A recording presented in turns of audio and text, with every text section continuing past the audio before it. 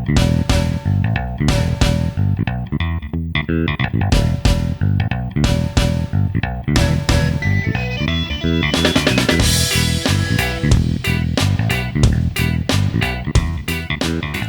boys and girls. Welcome back to the Carla and Crappy Show, more specifically the Super Emergency Surprise Summer Realignment Edition of the Carla and Crappy Show. Carla, a couple weeks ago, Colorado bailed on the Pac-12 and went to the Big 12. And we talked about doing a show kind of then, but we thought like, this stuff happens, maybe if a whole conference gets blown up or something stupid like that, then we can do a show, right? Yeah. I sent the text saying, "Hey, Colorado's leaving. Can we show next week?" And we were like, let's hold off. And then, something big. If something big happens, then yeah, we can. And then something big happened. It's you guys know this stuff already. I'm going to reiterate very quickly, and AJ's got some. AJ and Carla both have some history for you.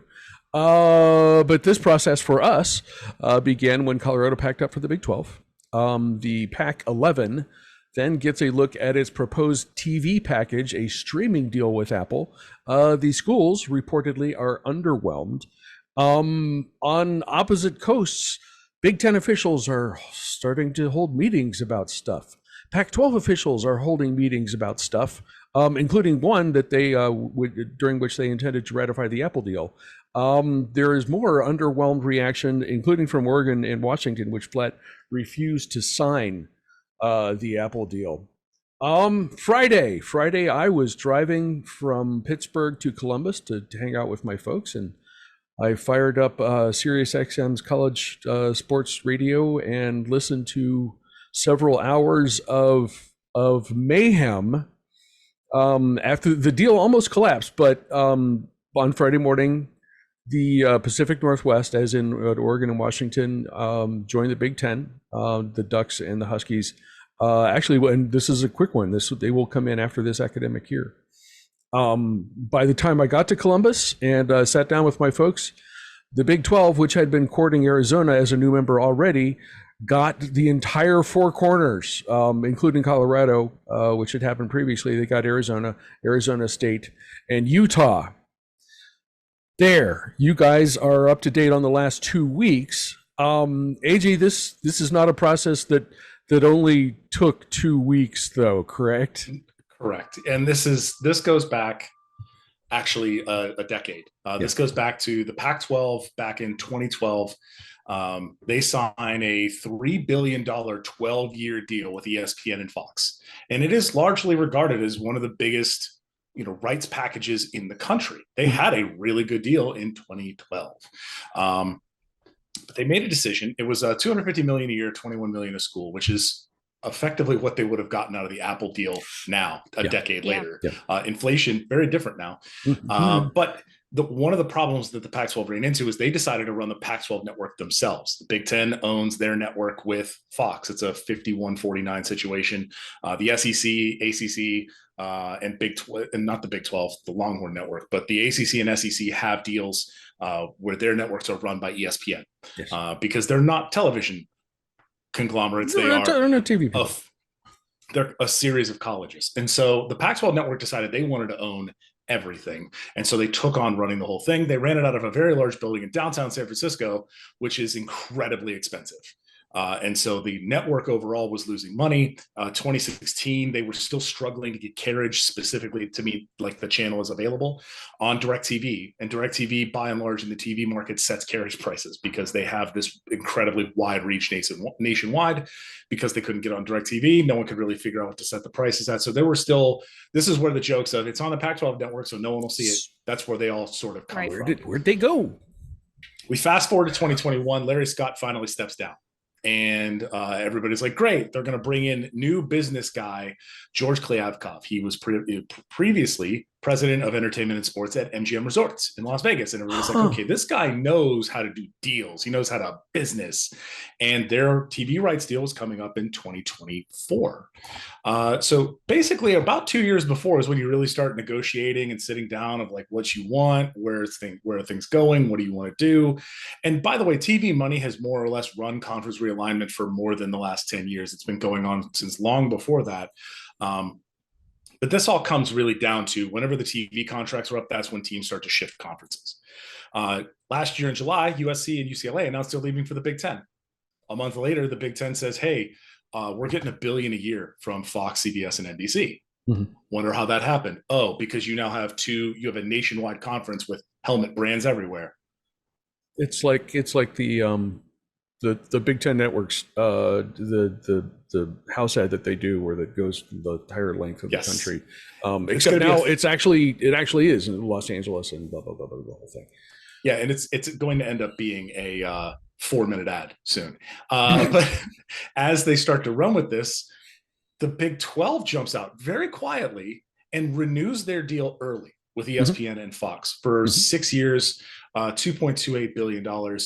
It is not common for these deals to get renewed. Usually goes out to the open market to figure out, like, can we get some more money? Can we start to pit people against each other? The Big 12 saw the writing on the wall. They said, oh, no, the money is drying up. Mm-hmm. The big networks are not putting out cash for not premier content. AKA, they're not putting out money for the Big 12. They're putting out money for Ohio State and Michigan and Alabama and Georgia. They are not putting out money for Kansas State. Sorry, Cats. But they renew at a reasonable number. They get about $31.6 million per school at the time. The Pac-12's deal is coming up, but now there's no money. Mm-hmm. All of the networks are like, yeah, no, we're good. And you don't even have your big brands that we would actually want. They're in the Big Ten now. So we have to lean on Oregon and Washington to carry the conference. And that's not enough. Sorry, Ducks fans, sorry, Huskies fans, but it's just not enough to carry a major TV deal. Yeah. So 2023, this entire year, they've been spending, there's a deal around the corner. There's a deal around the corner. We're being told that it's a few weeks away. It's a few weeks away. And this is in March. Like by the end of the month, we should have a deal that we can start to negotiate and talk through. And at the same time, the Big 12 starts courting the four corners. So we're talking about 5-6 months ago is when they're really starting to have these conversations of, hey, Utah, Arizona State, Colorado, you sure you're good over there? You don't have USC and UCLA to give you big money, so you good? And over the past few months, this deal's coming. And there were a couple of people who said, hey, if you don't have a media rights deal by media days, you have a problem. And they didn't. We said that on our what was supposed to be our one and only summer show this year. You mentioned that as like that's going to be a mess. And they did. And at media days, Klyavkov's on stage and gets asked, "Hey, do you have a media deal?" And he's like, "We don't have anything to announce today because we want to focus everything on football." And the entire room basically said, "Yeah, we would like to focus on football, but we can't because we don't know that you have a conference." More or less. There's that. And a week later, Colorado departs. There's a reason. There's some rumors and gossip that the reason that Dion had his foot surgery on July 21st during media days was that they didn't want him to be there to say some things like, hey, we're out of here in the next week. So I don't know what y'all want from me. August 2nd and 3rd comes around. August 1st is the actual full streaming deal, which was a 6-year deal that would have paid about $21 million or $23 million a school. There was a provision in it, though, that if they hit certain subscriber numbers, that they would start to get a cut of the subscription revenue. So effectively, that $23 million was base, and then there was like a commission on top of it if they got more subscribers. And at 1.7 million subscribers, they would have matched the Big 12. At 5 million subscribers, they would have been touching the Big 10 at about $50 million a year. Mm-hmm. But it was all based on getting subscribers onto the platform. They were never going to hit those numbers. Let's call it what it is. Nobody's paying the probably $10 a month for the Pac-12 network on Apple Plus. Yep. Like they're not, or Apple TV Plus. So Washington, Oregon, and Arizona, their board of regents all start to meet. There's a very funny thing where the Oregon regent voted from the golf course. He's mid sand trap doing his vote. And they all decide to leave effectively on the 4th. That meeting is held in the morning and everybody goes, this ain't it. Yep. And by the afternoon, 6 schools had left. The Big Ten, I think, can claim a lot of responsibility for picking this conference apart. Basically, they're taking UCLA and USC off the top, and then courting Oregon and Washington right after it. We're gonna have to clear that. Yeah, YouTube, don't. No, that was a parody. That's a parody. Was parody. Clearly. That's not. I had a thing. I had a thing in my throat that I was trying to get it's a really weird thing that he does when he has to clear his throat. It turns into the Imperial March. Okay. So as this happens, though, this is one of the quickest dissolutions, effectively, of a conference anyone's ever seen. Like it was overnight. Like actually not even overnight. It literally happened one day through the course of a day. 9 a.m. was the Apple Pac-12 meeting, and by 6 p.m. the conference was decimated down to 4. So Carla, you've seen this before, though. Yeah, it was as I was watching it all unfold via social channels on Friday, and obviously I have people that I follow that are still in this, and it was by far the craziest day I have ever seen. And I've been through some crazy days because I was in the Rivals newsroom back when the Pac-12 became the Pac-12, the day that the news broke. I don't know if anybody remembers that, back in June 2010, where all you watched on TV all day were people saying that Texas and Oklahoma State and all of those teams were going to go to the Pac-12, right? And the day that happened, part of that story was broken by one of our team site writers for the University of Texas. With Orange Bloods was part of the Rivals network at that point, and it was a couple of people on the Orange Blood staff at the time who broke the story, and it caused absolute chaos in our newsroom to the point that I ended up having to manage. I had to manage media appearances because the Orange Blood staff was so taxed with making like TV appearances that they had to tap into our national writers who were in the Nashville office to be able to fill in some of those gaps with radio shows and Sirius XM and all those things. And I was still in the high school staff at that point, kind of only on the fringe in the college side. And they're like, "Carly, you're not doing anything. Do you want to manage media appearances today?"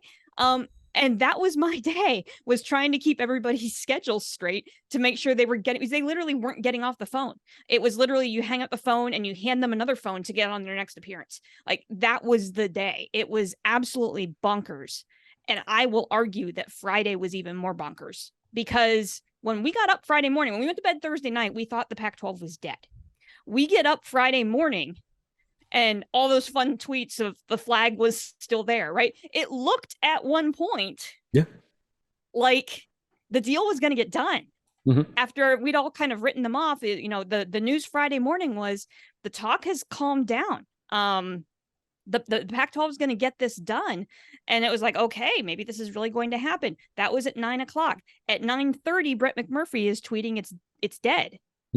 Yeah, because it was like 30 minutes. Like, I got my daughter off to daycare, and all of a sudden it was like, okay. And then, you start seeing tweets of people saying it's going to happen fast now. It's going to happen fast now. And like before 10:00 Central, this is Central time because I'm, Nashville. Before 10:00 Central, the Big Ten is meeting. Right. Yeah. And it's just, that's how fast the dominoes fell. And the difference here is that back in 2010, we had all this conversation about all these teams, and it was the Texas site that was involved. The only teams that ever ended, the schools that ended up going to the Pac-12, were Utah and Colorado. The whole thing fell apart. Yeah. Right? By the way, there is an alternate timeline in which Texas and Oklahoma is a Pac-12 game, which I want in my heart and soul. But as I recognize, like, there's nothing Pacific about Oklahoma other than it is on the way there from the East Coast. So there is that alternate timeline of the Big 12 getting torn to shreds by the Pac-12 is amazing. Yeah. And seeing the Big 12 be the thing that tears apart the Pac-10 or Pac-8, 9, whatever it ended up being, is also insane. And it is, when we kind of look back at it, it was a roller coaster. As Carla mentioned, it was like 9 a.m. They're going to sign this deal. Everybody seems good. Wait, no. It's all bad. Wait, Oregon and Washington are going to the Big Ten. as was rumored last year when they started having conversations, and it was downplayed deeply as they're just having some conversations. They're probably not going to go anywhere. It doesn't make any sense for them to go anywhere. It is all bag chasing at this point. We're just talking, Paul. We're just talking. We're just not doing nothing. Listen, they say you're just a friend. They had what they needed. So that's how this works. Shout out to RIP. Let's go around the country here and kind of take a look at what this is going to mean for the players. AJ, let's start with you with the remnants of we can call them the Pac-4, with the Mountain West, and with our other After Dark friends. What does this mean for all of those folks? It sucks. Okay. Like, it just sucks. There's a full blown, it sucks. There's no, yep. The Pac-12 as a culture was fun. Like Pac-12 refs, Pac-12 After Dark was a thing, and it continues to be a thing. And I'm sorry, like Big Ten After Dark just doesn't hit the same. Like Big Ten After Dark means you're in the library. It's a different scenario, right? I want, and by the way, for everybody who's like, oh, Pac-12 After Dark, it was just like Oregon State playing Washington State. Hey, congratulations, you're getting Purdue, UCLA. Shut up. Yeah. Like, this is what's going to happen. You're getting Iowa State, Arizona in September. I'm just pointing this out. This is what you're getting now. Okay. So maybe we chill out on the jokes about that. But this sucks from a football standpoint because After Dark was such a thing. What really sucks is that at no point was there any real consideration for the student athlete in any way, shape, or form. You are going to have like this, because by the way, this is not just like football. Everybody always ties this to football and what does this mean for football, because that's the big revenue generator, and that's why they're able to make these conference moves and where their brands actually lie. And football's easy. Football's for scheduling, the easy one. It is the easy one. It is. You play once a week, once, right? And even when we talked to Coach Stockstill back in July, like his concern is like injuries from going from the 5 days off that they have between games. But like this affects soccer and volleyball and baseball and softball and swimming and track and field and all of the sports. This is not just a football. This affects basketball too. Yeah. Right. So even though it is easier for them to travel and they have the money now to charter planes around, this is still an effect on those athletes. As Rick mentioned, Coach Stockstill mentioned, he's like, we're flying out immediately after the game and getting back in at 4 or 5 in the morning so the kids can get to class. That's going to go really well when you're going from that volleyball game at Rutgers and trying to get back to the West Coast for morning class. Like, it's not going to happen. And there's, I appreciated this. Coach Prime came out and said, hey, we admonish the students for chasing a bag. We admonish them and we chastise them and we want to penalize them for trying to go and get paid. And yet the conferences and the schools are doing the exact same thing. And they get no punishment. They are encouraged to do this.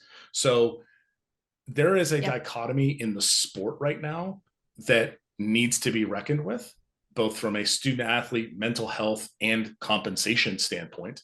Because yes, these are still student athletes, but they are also now the reason why you are getting $50 million a year in your TV deal. By the way, Oregon and Washington are not getting $50 million. They're getting $30 million a year to go to the Big Ten because they took a haircut to get out of the Pac-12. I think they get $30 million and then they get $1 million a year after that, increase after that. So it'll go 30, 31, 32, et cetera. But that consideration stinks. And these 4 Pac-12 schools that are on the West Coast that now have to travel nationwide to go to their games, that stinks. This also stinks for the other 4 that are left behind. The Oregon State, Washington State, Stanford, and Cal. These are not schools that don't have proud football programs. Oregon State was on the come up. Washington State has had periods of excellence. Stanford and Cal played in one of the most famous games of all time. Their rivalry is the big game. This is a thing for West Coast football.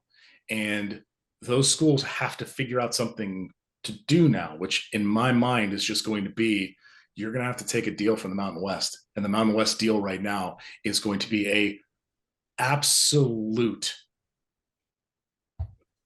like it's not even a drop in the bucket. You're getting maybe 5 million a year from the Mountain West versus the previous 20 some million you were going to get from Apple or what your previous deal was. This is a massive hit. And oh, by the way, each school owes Comcast $40 million for underpayments for Pac-12 network carriage. That was another story that came out. So all of these schools now have a ton of institutional debt that they can't handle.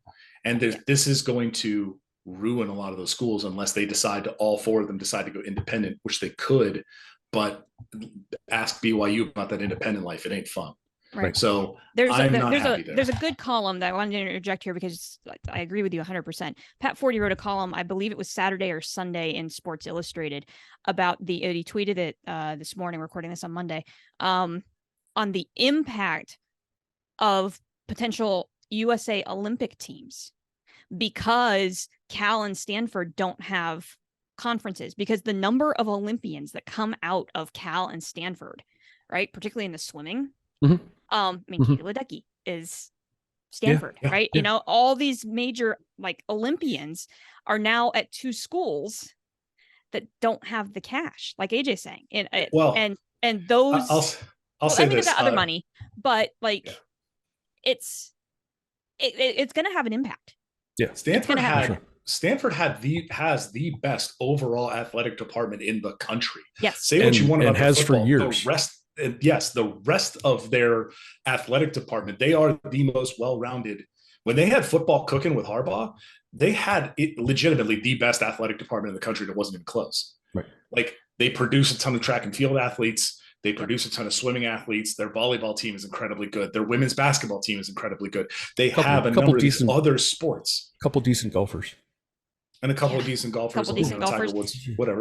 Their softball team was really good for a while there. Their baseball team is they have a very good overall program. Cal does too. Yep. And yet they are being effectively cut off because of football. Now, I could definitely see Stanford and Cal going independent in those sports and those schools still making sure that money goes there. By the way, Stanford very famously cut wrestling when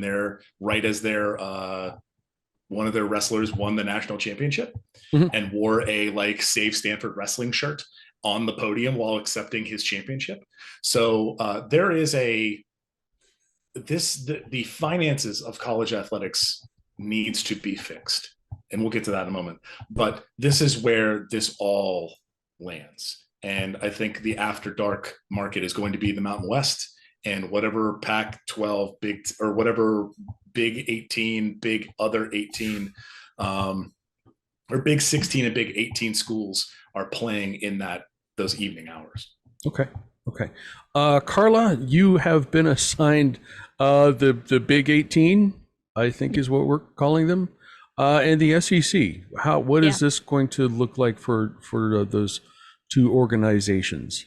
Well, it's interesting because I hate to say this, but all of the work that we did in our what was supposed to be the only summer episode, and we talked a lot about the 24-25 proposed schedules and the protected rivalries of the Big Ten and everything. Like, just crumple that up and throw it out the window. The schedule. No, that's the flex. That's the flex part of the Flex Protect Plus. Yeah. I mean, it's just one of those things that like the schedulers just have to be like, "Are you freaking kidding me? We got to do this again." There's so many questions here with the Big Ten, and how do you make sense of a schedule with the teams and the distributions as to where they are? If we try to find any sense, just thinking football at this point, to find any sense of consideration for student athletes. And I don't think they're going to do that, unfortunately, but because regardless, does the addition of Washington and Oregon is that I've read that being held up as a concession to the travel and perhaps there's like a pod thing that they can do. I don't know if you guys have seen a map of the United States of America, but it's not like going from Southern California to the Pacific Northwest. It's a short trip either. No. It's in the same time zone, so there's no body clock issue. But so the pod idea is something I was thinking about, right? And it's like, okay, so you got 4 teams on the West Coast, but like 18 teams, the math doesn't work. Like if you do, like you can't do pods of 4s because some of your pods are going to be uneven because 18 is not divisible by 4. And so if you end up like trying to like split it into 3 pods, then you're still going to have 2 teams that aren't really on the West Coast that are going to have to go out there, and we're going to lose traditional rivalries. And we're like, it's a This mess. looks like it looks like NFL divisions where you got Kansas City in the AFC West, right? It's like they're 2 time zones away. What are you talking about? I mean, this is going to sound ridiculous because I'm devastated by the loss of the Pac-12, right? Because I'm with AJ. It's a culture. It's a conference that's been around for more than 115 years, for crying out loud, right? Like we lost history on Friday in the demise of this conference. This is going to, like I said, this is going to sound like I'm talking out of both sides of my mouth here, but Big Ten, go get Stanford and Cal. Yeah. At this point, because if you go and do that, now you can actually kind of divide the conference up in a way. I mean, who was it that AJ you said that, like, you know, you get the rest of the Pac-12 and call them the Pac-10, and you keep the Big Ten as is, and they play their championship game in the Rose Bowl, right? There's a football stadium in Pasadena that you could use. And I think that's definitely the more obvious solution to this. I think the challenge of that is you now have 6 teams on the West Coast. It still doesn't divide clean. It still doesn't divide cleanly. You would have 6 on the West Coast, and then you would have 3 divisions, and that doesn't work for a division. Like, how do you decide a conference champion? Like, right. So there's still logistical hurdles. In my mind, it would be you would have the 18 teams as it sits today. You have the 4 on the West Coast. You have what I would call the quadrangle of hate: the Iowa, Nebraska, Minnesota, Wisconsin pod, and then you would have a pod of Illinois, Northwestern, Indiana, Purdue, and Michigan State, and then Michigan, Ohio State, Penn State, Rutgers, Maryland. And you would have 2 5-team pods and 2 4-team pods and go that way. You could bring in Northwestern into the quadrangle of hate, make that a 5, and then the other 5. Like, there's ways that you could do it, because it would just be for scheduling purposes. It would not actually be, it would still be an overall conference schedule with, number 1, number 2, and it's a pure scheduling methodology. And those teams just happen to play each other all the time, but it has nothing you don't get like extra credit for winning your pod or whatever. Yeah. It's a logistical nightmare. And we're just talking football. I mean, I can't even imagine what this is going to be like. Putting together like a soccer schedule and all that. So there's still a lot of stuff at play here for the Big Ten. It's going to be really interesting over the next couple of weeks to see how they start shaking all this out and what it's going to start looking like, because they're going to put out another schedule. I think we're going to see a diminishing in some of those traditional rivalry games that, those protected rivalries are going to have, some of them are going to have to give. There are going to be years where we're not going to have, we were lamenting that about Penn State. It's going to happen to other schools now. There are going to be years that you're not going to get your rivalry game. Yeah, man. Listen, Rutgers, I know that you have this deep-seated rivalry with Maryland, but you might have to give that up. Hey, at least they had a protected rivalry. Anyhow. Yeah. What about the SEC? Speaking of which, along those lines, just a quick note here that like I said, we're recording this on Monday. There's still no word from like the Rose Bowl yet. Like, people have been, reporters been asking like what the Rose Bowl statement is on this. There's no news from the Rose Bowl yet as of Monday as to how they're going to handle this. But as we were talking before we hit the record button, the Rose Bowl probably saved itself by jumping in on the playoff deal finally. As for the SEC, they're sitting on their hands. I think they're happy right now. I think they're smart enough to know that there's not more TV money out there, and they're not super interested. It was kind of remarkable to me, with the exception of a couple of head coaches from the SEC who said stuff, and said some really interesting stuff. Hopefully I'll bring that up a little bit later. The SEC was quiet in all this, not a peep. And I think it's because they know they got a good deal and they're going to let it ride. I think it would take something catastrophic in another conference for the SEC to say, okay, you know what, let's have some conversations here, because they've got Texas and Oklahoma coming in. And to be honest, I mean, they're kind of winners in this situation, because now at 16 teams, and if you looked at the playoff, the new playoff, the way that they put it together, it was supposed to be the top 6 conference champions and 6 at-larges. Well, now we just got rid of one of the Power 5 conferences. And so now there's conversation about, you take the top 5 conference champions and Oh, add it's still another 6. at-large. Congratulations, Q's the champion. You're going to the playoffs, baby. But there's talk that they might want to revise this. Yeah. There's been conversations about this. And in that case, like that's a win for the SEC at this point, because you got to think they've got a much better shot at getting an extra at-large team in than like Big Ten that has just more one teams in it. Right? An extra one. Yeah, an extra one. Yeah. No, so the SEC, I think they're just sitting back and saying, you know what, you guys go do what you want. We made our mess last summer. 2 summers ago. 2 summers ago. Two yeah. summers. Yeah, we made our mess a couple of years ago. We're sitting pretty, and we're just going to go do our thing. So, you know, they ignored everything. You're going to talk about this in a minute here. They very obviously ignored what was happening with Florida State, which I thought was very interesting. That there was absolutely no comment whatsoever on the Florida State trying to jump in on all the news happening on Friday, which was interesting. So, yeah, a lot Kind of still funny. unknown in the Big Ten. Yeah. I just quickly about the Big 12. They left themselves actually in a pretty decent position. Some of this was done out of necessity, with Oklahoma and Texas leaving.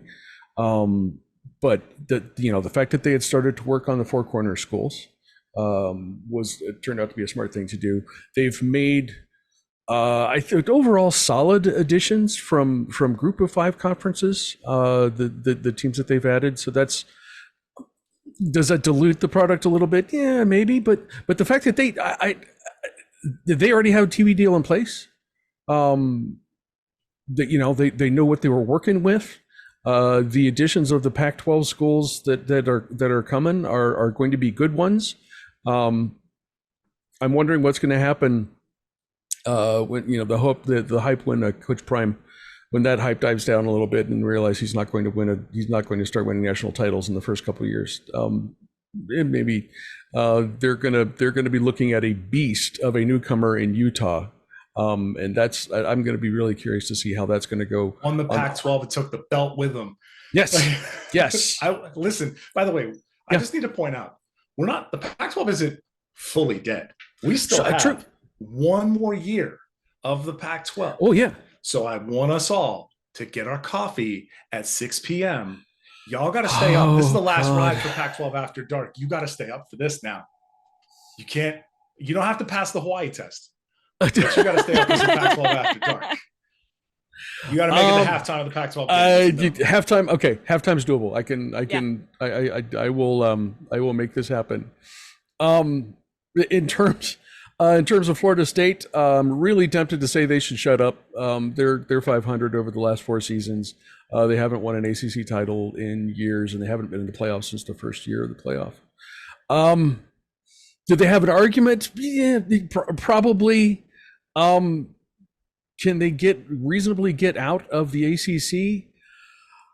Oh boy, that's they've hired money managers and private equity firms to try to figure out what their cash flow is going to be. But that's between what they actually have to pay out and what they would lose. That's like a 9-figure thing, maybe. Easily. So for them realistically to get out of their out of the ACC's grant of rights, which goes through 36, AJ, is that right? 2036. 2036.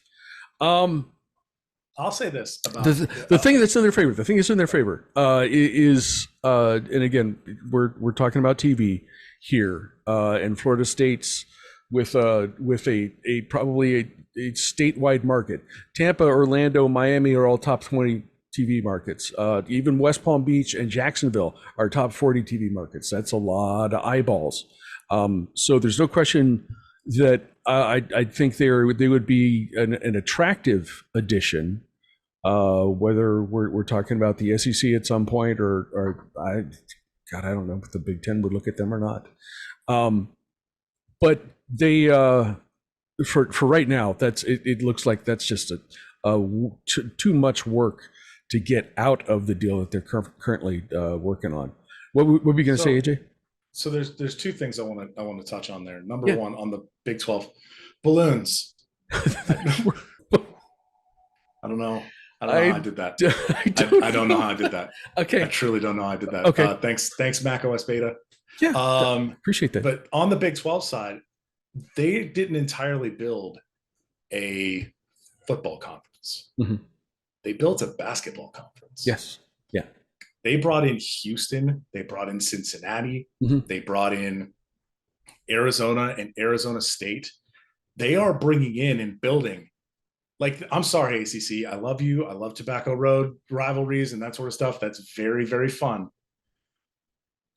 You are not touching the Big 12 in terms of basketball. The Big 12 is going to run basketball. They are going to be the hardest conference, and it's not close. So That's they what were we trying. were I think they talking- were trying to do was to build a like pretty good football conference Mhm. and a banger of a basketball conference, so that they could have longer term eyeballs on their product than just, hey, this is a really good, like, let's be honest, nobody gives a crap. Nobody cares about SEC basketball. Right. Like, they care about Kentucky, and that's about it. It's gotten better recently with Alabama and Georgia, but like, nobody's watching the SEC basketball race. But they will watch the Big 10 or the Big 12's basketball. Mm-hmm. So they are trying to stretch this out. This is kind of what the ACC did early on when they brought in the Big East teams. They brought in Syracuse and Pitt and Boston College and Florida State and Miami to try and put some additional eyeballs on the basketball side of their product. So I'm interested to see how that works out. On the Florida State side, I read a 62-page legal journal article, because I have problems, that effectively said the only reason grant of rights exist is because they're a big number that's to scare people off. They've never really been tested in court. So if Florida State is going to go out and talk to JP Morgan Chase and institutional funding to try and rack up some money for some lawyers to try and lawyer their way out of this and effectively get a judge to say the penalties for leaving are unreasonable and cannot be enforced, and all you have to do is pay an exit fee, Florida State's gone. And if that happens, that breaks Clemson out too. Yeah. Because Clemson's cutting that check and they're gone from the ACC. But this would also negate grant of rights agreements in all of the other conferences too. So Florida State and their case against the ACC and grant of rights is a like ticking time bomb as to the stability of a conference. Because I tried to find this. The SEC, as far as I can tell, does not have a grant of rights agreement. Okay. And as far as I can tell, the Big Ten doesn't either. They don't sign their rights away, which is what the ACC, Big 12, and Pac-12 did. So this is the interesting part of, from what I can tell, I can't find anything. I can't find any documentation. I have the ACC's grant of rights agreement. I have the Pac-12's agreement. I have the Big 12's agreement. So you can read them, and they're really short. The Big 12's is 5 pages long. The ACC's is 3.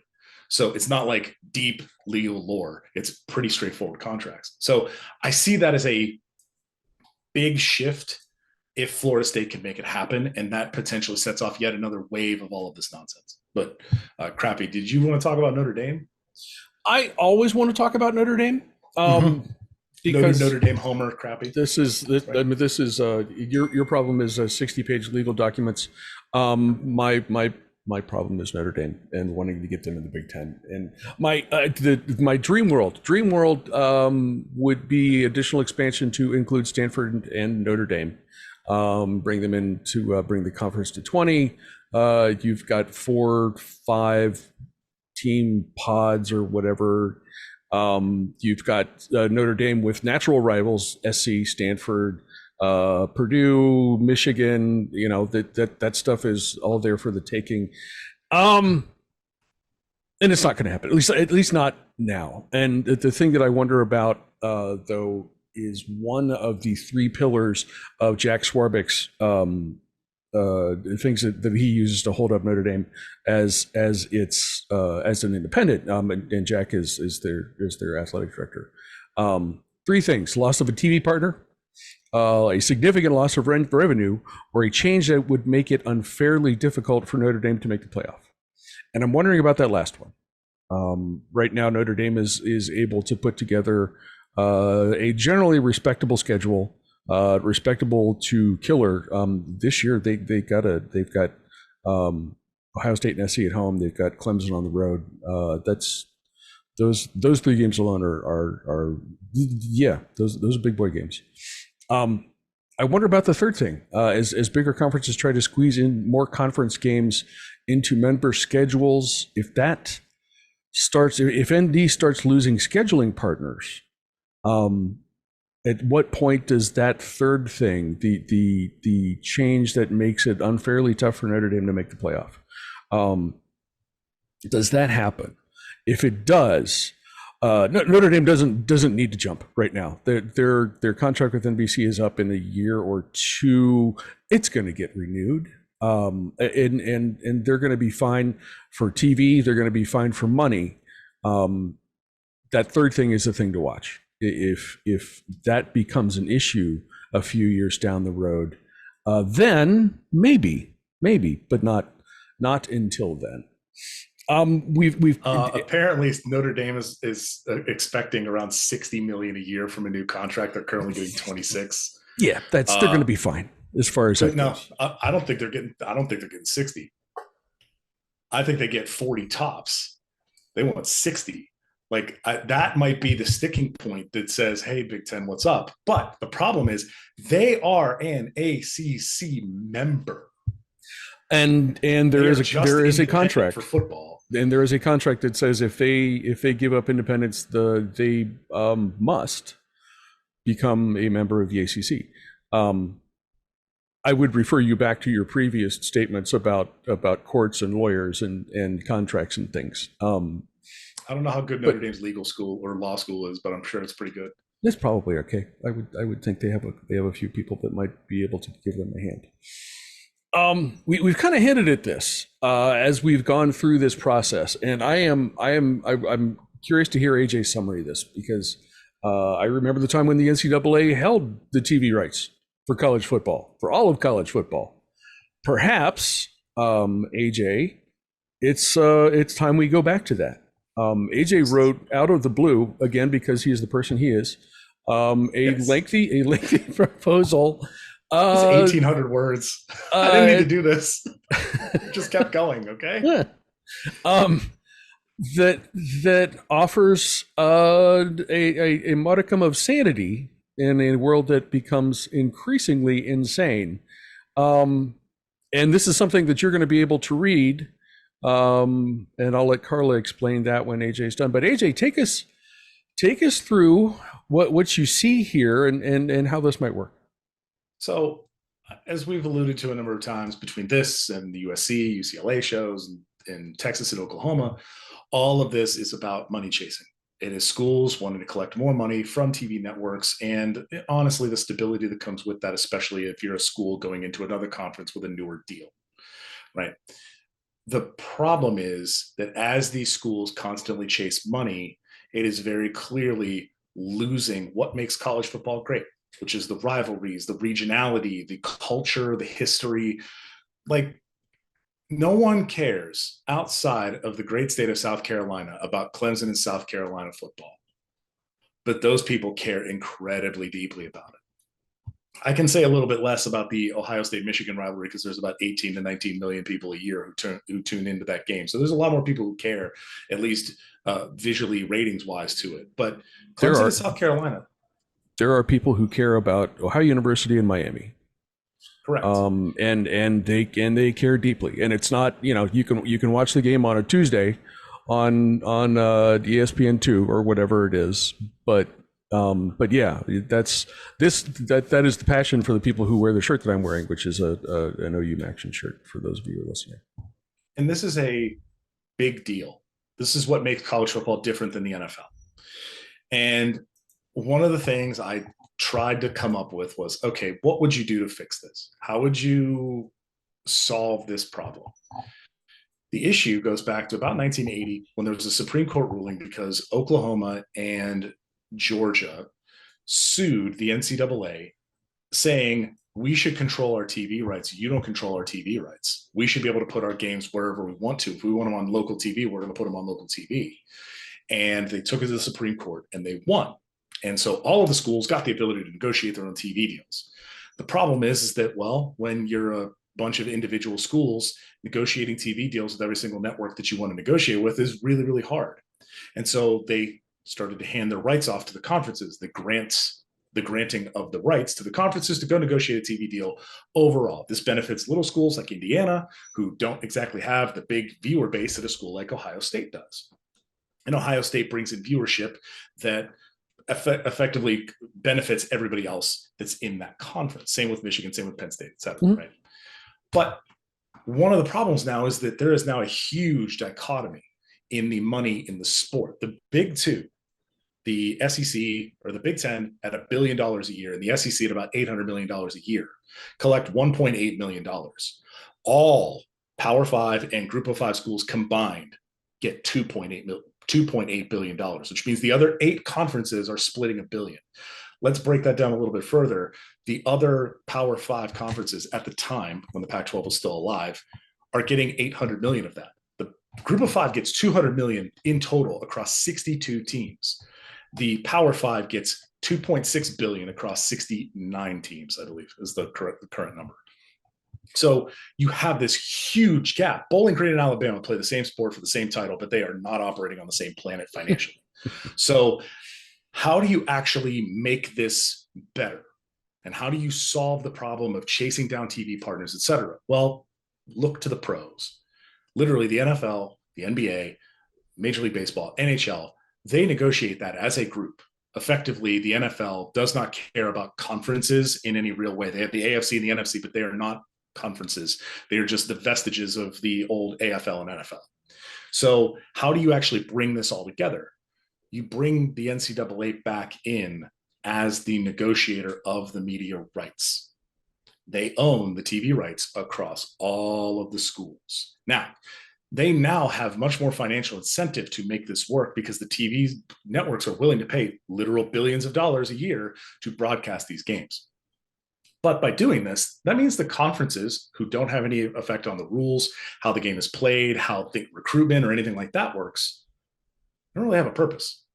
They kind of go away, which allows you to do some things like reorganize the sport and reorganize who and what regions people play in. And you actually build around regions. So the West becomes the Pac-12 as it was, connected with some of the schools from the sort of western parts of the Big 12, because we had to kind of fit them in because the West, America is large and the schools aren't evenly divided geography wise. So we had to kind of mix some things up there.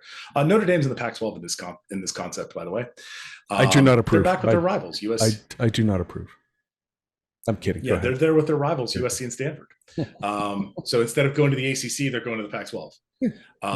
The Big 12 largely stays together as the North or the Midwest. And then you have an East and you have a Southeast. And you are able to put all the teams into the right conferences where they play each other regularly. This solves what I call the Appalachia problem, where Pitt, Penn State, and WVU are in 3 separate conferences. They are 3 hours apart from one another, but they are in 3 separate conferences and only play if they decide to play each other. Meanwhile, those fan bases overlap. And that's what also makes college football amazing, is that these fan bases overlap and they have deep underlying ties to the school. So let's make that a thing. And then you can do the same thing for Group of 5, where you don't have a conference like Conference USA that's spread out across 4 time zones. You can consolidate that. You can do things like put Western Kentucky and Middle in the MAC or in the Midwestern conference, the Midwestern region, because it makes sense, right? Mm-hmm. You simplify the travel, you get the teams playing the teams that they should be playing, the rivalries that they should be playing, and what makes sense, and then actually be able to build the TV off of that. And this allows you to then take the money and say, okay, this $2.8 billion, 75% of that goes to this tier 1. So that's the existing Power 5, more or less. Mm-hmm. And then you have 25% going to tier 2. That is a massive jump for tier 2. Yes. There are some teams in the Big Ten and the SEC who are going to take a massive haircut, dropping down to 75. It's about $10 million a year for some of those schools, but they're still getting massive chunks of money compared to tier 2. And then you could do some fun things like promotion or relegation, where you're inside of the NCAA Division I football bubble or the FBS bubble, which means you go between tier 1 and tier 2. If you're at the bottom of tier 1, you go down to tier 2. You probably still have more resources than those other schools, so you should be able to come right back up. If not, you stay down there. and there is a punishment for not necessarily caring. So Cal goes to the Western Division of Tier 2 over the last few years because they've not played well. Northwestern goes to the bottom tier, goes to Tier 2 in North Central because it fixes this problem. And then you have schools that are really, really good who can come up, get the additional resources, and then play higher level schools. This allows you to actually have a much more fluid system that's much more like the basketball world than the current football world. And this allows you to more or less save the heart of college football and why people watch the game without turning it into a broken version of the NFL, which is where it looks like it's going right now. So there's my vision for the future, what I would love to see. I don't see the schools or the conferences giving up their media rights in any way, shape, or form, because they aren't going to give up the big money because they got it and they earned it. But I see this as a way for this may potentially have to happen. If the team, like the next round, which is going to be the early 2030s, that's when you're going to really see the rubber hit the road. Like, does the Big Ten get another billion? Can they get another billion? And the answer to that might be no. And that might lead some of those schools who were like, hey, we came over here for more money and we're not getting no money. Where's the money? What happened? Whoosh. So if you want to read AJ's proposal in full, and what he's offered is a nice and thorough summary. Carla, by the way, there's charts in there so you can see where your there's school charts. is. There are charts and graphs. There are lots of charts. Again, because this is AJ and we love him. Carla, we're going to start something kind of fun that we haven't done so far this season, and AJ's missive is going to be the first edition of it, correct? The first edition, yeah. After 12 years, we finally decided that, you know what, we should probably have a newsletter of some sort. So we're going to set one up. And AJ's proposal that he has put forward will be our first drop on the platform. We're probably going to set up on a Substack. So keep your eyes out to how to sign up on that. We'll also probably be able to send out shows as they drop too. Drop the show notes in and be able to email those out. So if you're looking for a way to make sure, because we all know social media is kind of with getting notifications on things, like this is the guaranteed way to make especially now. You know, we've only ever had a Facebook page, which has been great, and we love everybody that is on there. But reach just kind of stinks on that. And so we're finally getting our acts together and going to put together a newsletter for you all. And it allows, I mean, we're all have writing backgrounds of some sort. And, you know, we've all kind of missed the opportunity to be able to, you know, pound something out real quick. And when we have thoughts on things. And so this is going to give us the opportunity to do that. So I'd say watch our social wherever we are on social. If you follow us as individuals, watch there. We'll put the sign up link as soon as we get it created. Hopefully it'll be this week. Hopefully by the time the show drops, we'll be able to put that in the show notes as to where you can go sign up. We promise not to spam you. It'll just be whenever we have something we need to say or a weekly episode of the show. But we're looking forward to getting to engage with you all in that way. Do we have to promise that we're not going to spam people? Because I was really looking forward to that. It's probably best if we don't. Okay. I will say, if you're on the Facebook page and you want us to write about something, or you're interested in our written take about something, go ahead, drop a topic. Please do. Yeah. We enjoy the whole hog, or at least I try my hardest to enjoy. Absolutely. The entire sport here, all the way down to the financials and those sorts of things. So let us know what you want to hear about, what you want to think about. This entire missive was written at 12:30 to 1 in the morning because I had a ton of thoughts in my brain and they needed to go somewhere. So I put them into a Google Doc. Also, let us know if you want like additional show notes. I'm not trying to put more work on Carla and Crappy or myself, but we usually build a Google Doc that has links to stories and those sorts of things. So it might be beneficial if we send those out as part of it. So maybe that might be something that's on the Substack as well. So if you're ever wondering like, hey, they talked about this story, what the hell is the story? This is where you can go get it. There is the story. Boys and girls, you can hear the Carla and Crappy Show on Apple Podcasts, Spotify, Google, and a variety of other podcasting hosts. You can watch us on the YouTubes or on the show's Facebook page, as we've mentioned previously. If you like us, please subscribe, rate, and review. If you don't, mind your own damn business. And be sure to come back in 2 weeks when you can find out how wrong we are on a weekly basis. We have a final thoughts segment that we always do. Again, everyone's sort of hinted at where they are on these issues, but my question, and this isn't usually what we do, but my question for AJ and for Carla, and I will answer this as well. What are your ultimate thoughts about this stuff? So briefly, AJ, what do you think?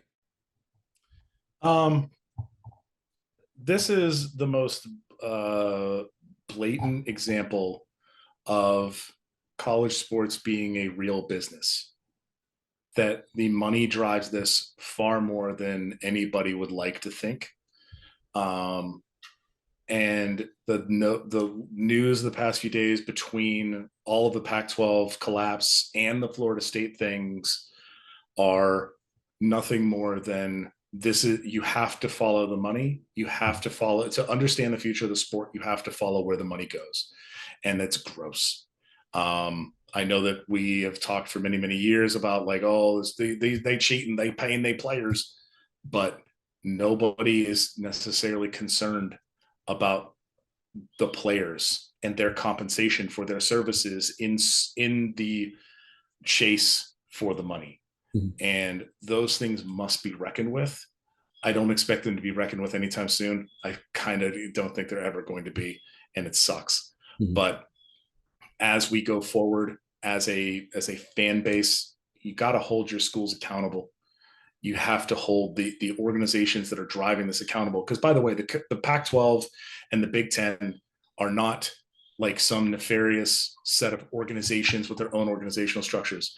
The Big Ten is the presidents of the universities that are in the conference. Mm-hmm. That's the conference. Mm-hmm. There are some people who work for the Big Ten in terms of conference offices and graphics and that sort of stuff. They don't have anything to do with this.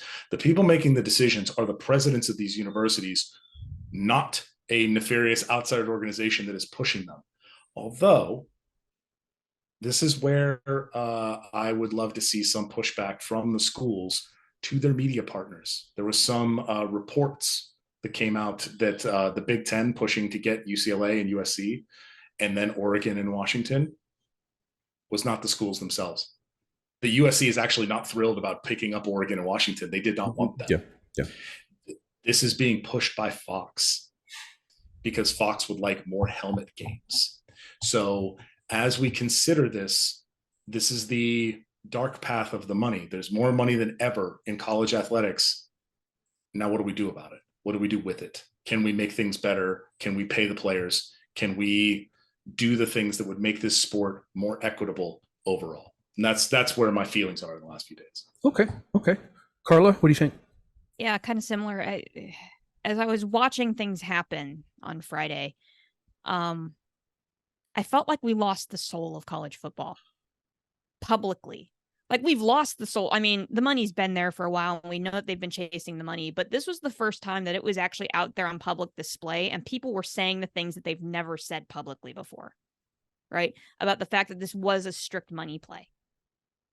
And we've known that for all these other conference moves and all these other realignments, but this was the first time that it was out there in the open like this. And it felt like a seismic shift. And the double standard here, AJ, that you're alluding to is palpable now. And the hypocrisy that is happening, in particular with the NCAA, going to Congress to say we need to do something about the transfer portal. We need to do something about NIL and how that's not, it's causing this inequity. Well, okay.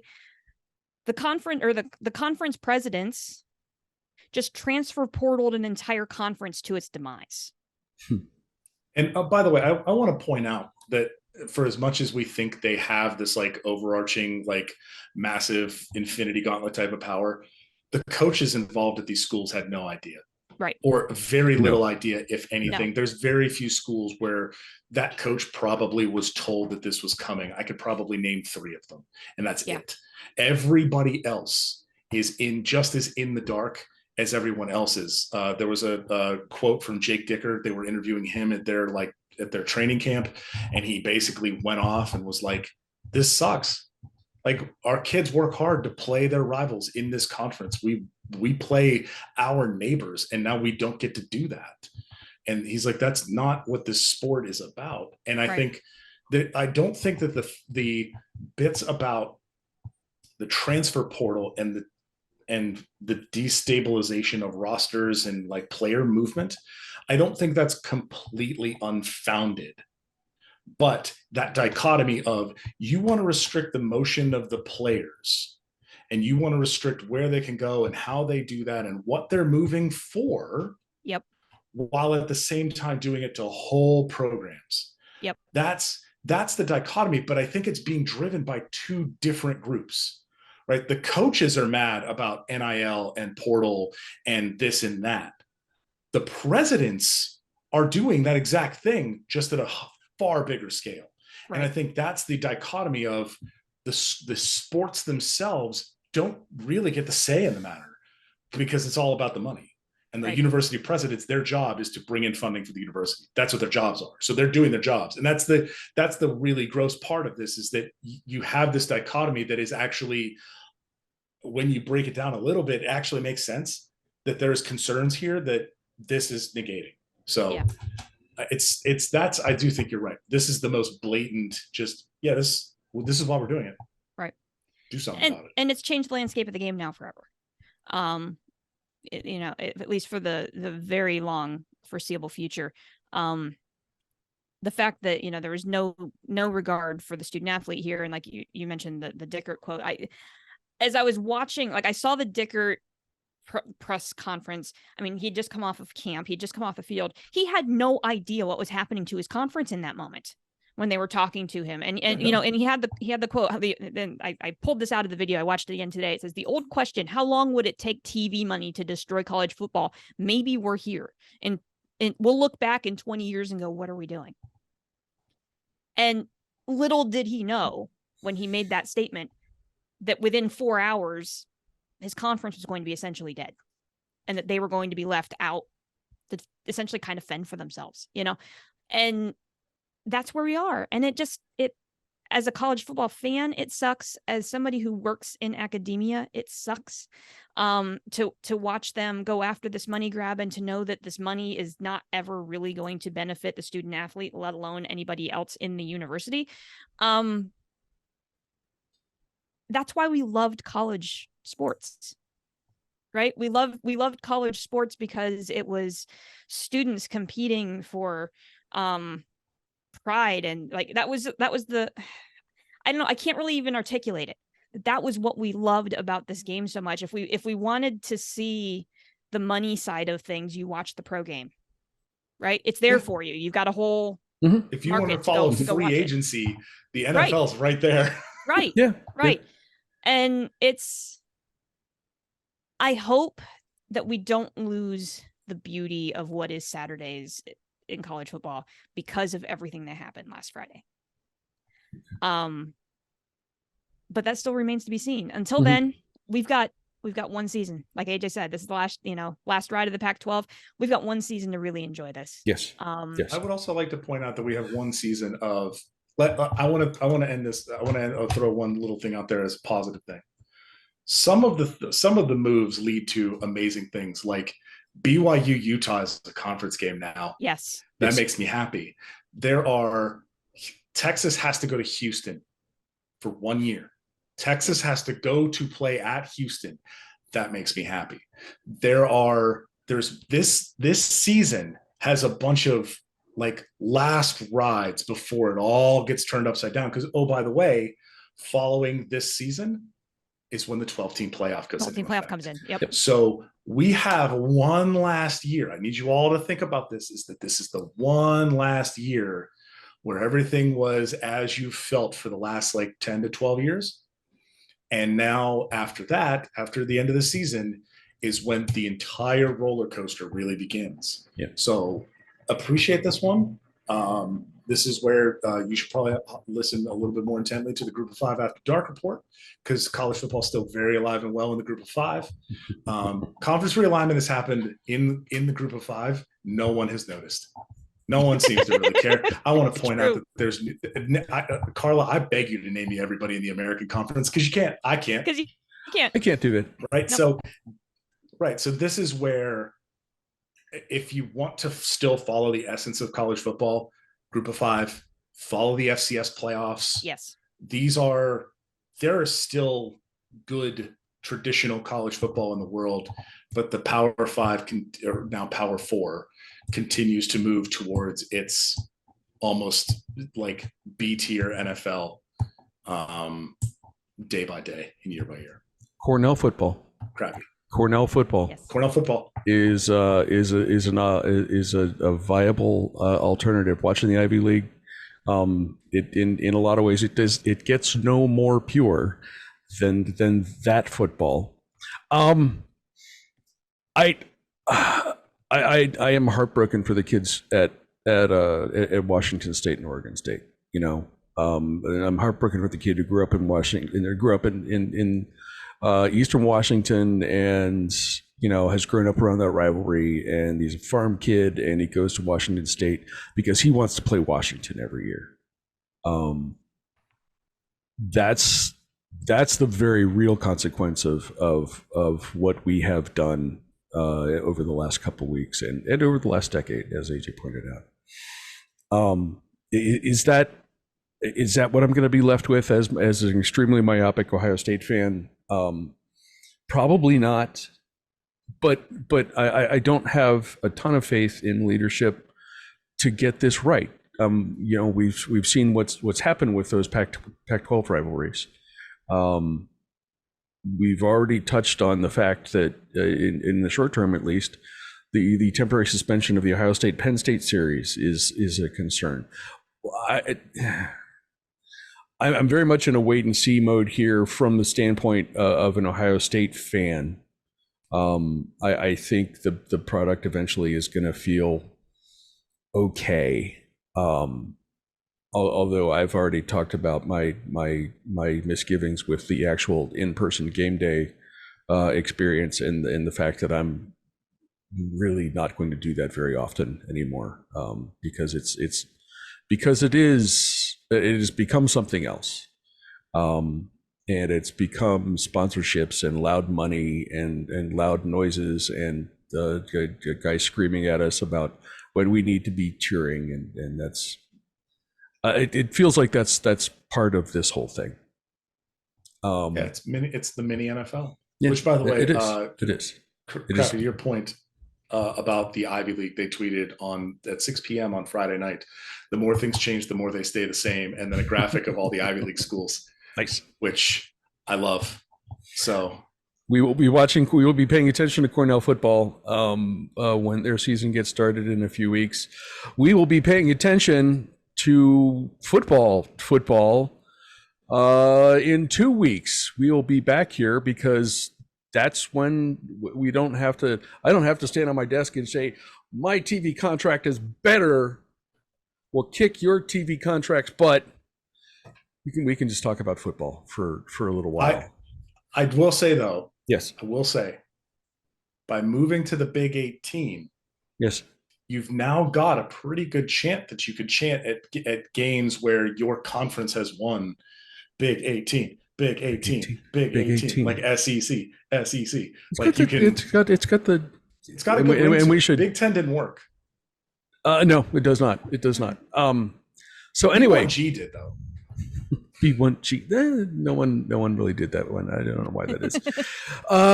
We're going to be back here in 2 weeks. We're not going to be talking about TV contracts, or we may be talking about TV contracts, but we're going to be talking about actual football. If you can count Hawaii at Vandy as actual football, because that's a game that's happening in week 0, and we're going to talk about it. The Ohio University Bobcats on FS1 at San Diego State, where Brady Hoke will finally get to play the team he thought he was playing when he was coaching at Michigan all those years. I do not need your Rainbow Warriors slander. We're back. Okay, we're back. Okay, we just talked about you slandered my Rainbow Warriors, and I'm not here for it. I'm the one that's trying to figure out how I can get from MTSU Convocation to West End in time for a 6:30 kickoff to go watch that game. Okay. By the end of the first quarter. Yeah, just get there. Get there. However, whenever you have to get there, you got good seats. I'm sure are still available. Still available. Yeah. AJ and Carla, thank you for your thoughtful and again, as always, super smart analysis of all this stuff. It's not a whole lot of fun to talk about, but it's stuff that's important to our sport, and we get to talk about the more important stuff here in a couple weeks. Cheers, everybody! Thank you guys for watching and listening. We'll see you back here in 2 for actual football. See you then.